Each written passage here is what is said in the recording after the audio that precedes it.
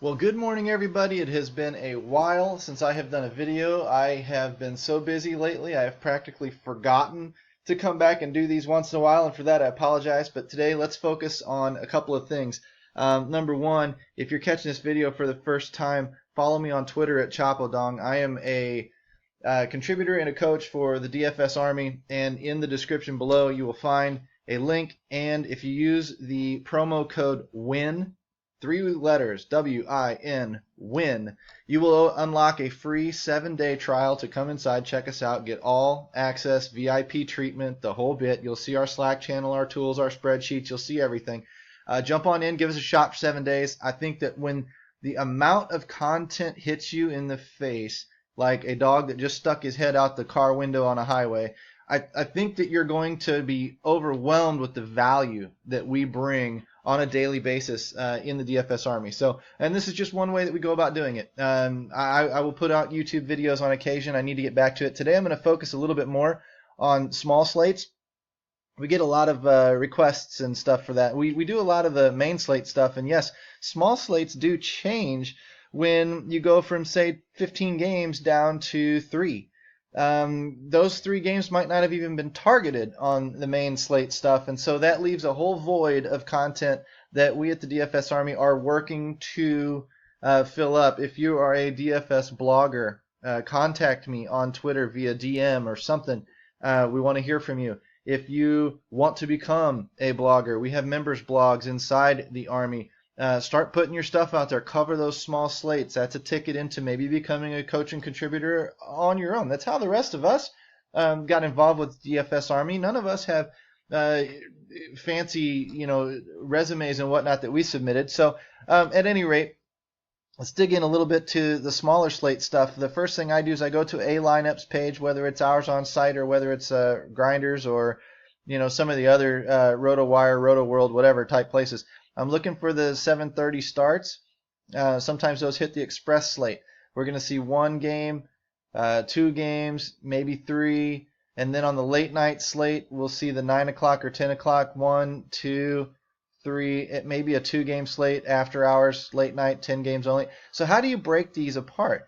Well, there's a couple of ways. Number one, you can go piece by piece and start with, the slates haven't been released by Fanduel yet. So you can go piece by piece, and you can look through the higher over-under games and the game totals. This is going to be a pretty good game to target for bats. Both teams slated to score over 4.5 runs. Not a good one for pitchers. Nobody's an overwhelming favorite. These both are pitchers with Sierras that are pretty high if you know where to look and find that. Not so good, not so bad here as far as targeting bats. We're in Miller Park. Not so good for pitchers once again. Although you saw I wrote up however you pronounce Biagini's name or whatever.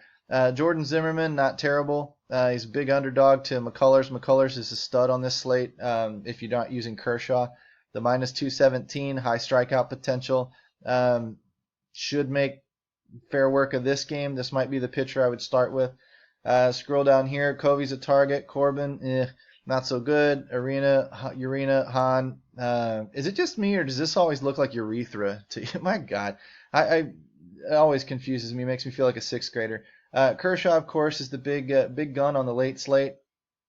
If you're a GPP guy, I'll tell you one thing I like doing is the overwhelming pigeonholed favorite on this late slate. If it's 2 games or all 3 of these games, Kershaw is going to be the overwhelming favorite since McCullers is not on this slate, right? McCullers is on the earlier slate. Everybody's going to grab Kershaw.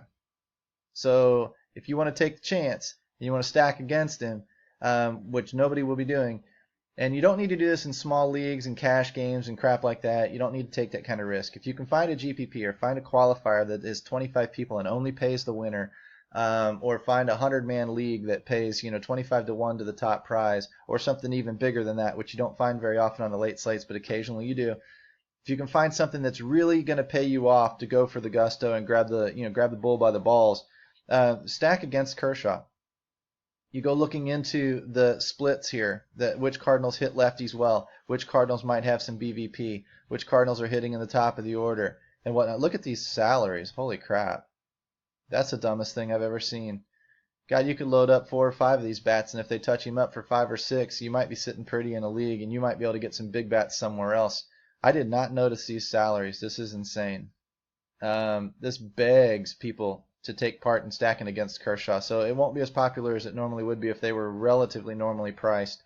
But if you do, you're going to pick a Lance Lynn too, because you're going to feel that if Kershaw goes down in flames, Lance Lynn's going to pick up the win, and Lance is not going to be highly owned. Crap.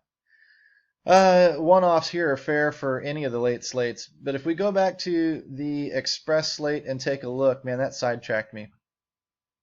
You're going to take a look. Let's say you want a roster over here in Toronto, Milwaukee, Miller Park. You're going to look, I want to pick on Jimmy Nelson tonight because Jimmy Nelson sucks. He's got a high Sierra.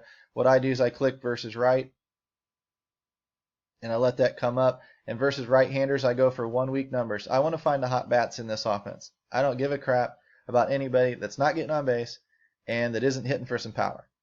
Those are the guys that I'm always trying to get a piece of when I can. And this computer is slow as molasses. I click last week. I may use season or 2 season numbers as a benchmark and see who typically has a high OBP, who typically has high OPS numbers. But I sort by OPS when I get down to 1 week.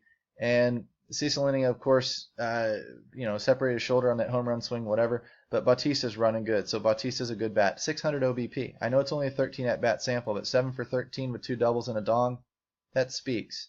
The guy's running pretty good. He's been running good for a month. Devon Travis, good bat. Smoke, good bat. These are all guys that are hitting. They're getting on base, and when they aren't hitting on base, they're hitting for power. You get a 350 on base guy who's got a 1,000 OPS, and the dude is crushing the baseball, hence your 2 dongs. You get another guy you might consider a Chris Coughlin, 429 OBP. I know it's a very small sample size. And the rest of them, shit. Don't touch them. Stay with the hot hitters in these offenses. Don't get all cutesy and say, well, this guy's due to break out any day. In a 1 week sample, it'll take you about 2 days of hot hitting and you'll be on the train. In a 1 week sample, it'll also take you about 2 days of back-to-back Chris Davis fucking you last week to get off that train. You'll get on trains quick. You'll get off trains quick. You won't ride them for very long. And you'll always be swinging hot bats in your lineups. This is how you play DFS baseball and you smooth it out. Yeah, you can go with all the game theory and you can go with all the stuff people will tell you about, I need low ownership. No, bite me. Screw all that. Roll the best hitters out in the best spots. How do we target soft pitching? I said that Jimmy Nelson's a bad pitcher. How do I know that? I go to another article and I sort by Sierra. Jimmy Nelson should be pitching at a 4.77 ERA according to Sierra over the past 2 years. He sucks. He's nearly a 5. Any of these guys over 4.5 blow. Look at their walk rates. 18% K percentage is fairly low for a pitcher. 10% walk rate. He lets guys get on base. He pitches in a pitcher's park. Toronto, Joey Bautista's running pretty freaking hot right now. If he gets anybody on in front of him, some of those high OBP guys, like a Devon Travis or somebody like that who's running at a 400 OBP, gets one of those guys and then Bautista loses one into the seats or Smoke hits one out, that's how you score points in fantasy baseball. It isn't rocket science. It's not hard.